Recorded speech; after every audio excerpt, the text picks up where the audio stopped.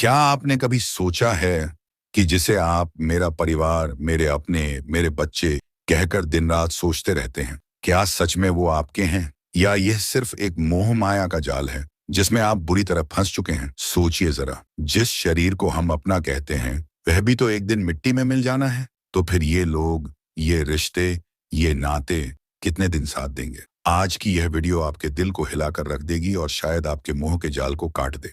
दोस्तों, इंसान का सबसे बड़ा बंधन है मोह। माता पिता, बच्चे, पति पत्नी, भाई बहन, इन सब से जो अत्यधिक आसक्ति है, वही दुख का कारण बन जाती है। शास्त्रों में साफ लिखा है, मोह ही संसार का सबसे बड़ा बंधन। लेकिन जरा सोचिए, क्या परिवार होना गलत है? नहीं, परिवार जीवन का सहारा है। लेकिन जब वही परिवार आसक्ति का कारण बन जाए, जब मोह इतना बढ़ जाए कि भगवान की भक्ति भूल जाए, तो यह मोह हमें अगले जन्मों की कैद में डाल देता है।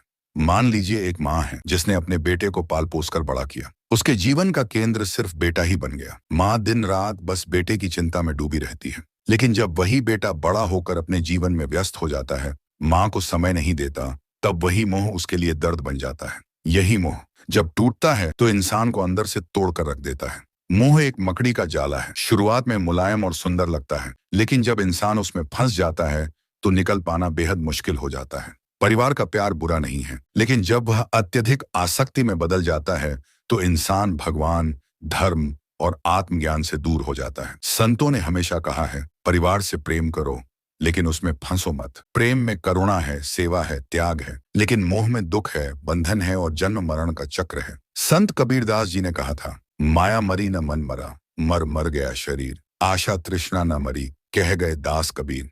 यानी शरीर तो खत्म हो जाएगा, लेकिन अगर मोह और तृष्णा खत्म नहीं हुई तो आत्मा को मुक्ति नहीं मिलेगी। समाधान क्या है? परिवार से मोह तोड़ो नहीं, बल्कि उसे भक्ति में बदलो। अपने बच्चों में भगवान का अंश देखो, अपने माता पिता की सेवा को भगवान की पूजा मानो, अपने जीवन साथी को साथी ही नहीं बल्कि ईश्वर का दान समझो।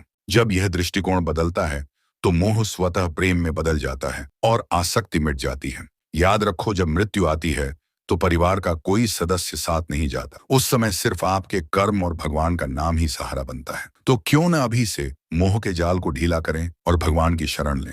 परिवार जरूरी है, लेकिन उससे भी ज्यादा जरूरी है भगवान से संबंध, क्योंकि परिवार सिर्फ इस जन्म का है, लेकिन भगवान आपका हर जन्म में साथ देते हैं। तो दोस्तों, मोह को प्रेम में बदलें, आसक्ति को सेवा में बदलें और जीवन को भक्ति में रंग दें। क्या आप भी परिवार के मोह में फंसे हुए हैं? क्या आपको लगता है कि मोह छोड़ना आसान नहीं? तो कमेंट में जरूर बताइए। और अगर यह वीडियो आपको जागृति दे तो इसे अपने परिवार के साथ शेयर कीजिए, क्योंकि हो सकता है कि यही संदेश किसी के जीवन का अंधकार मिटा दे।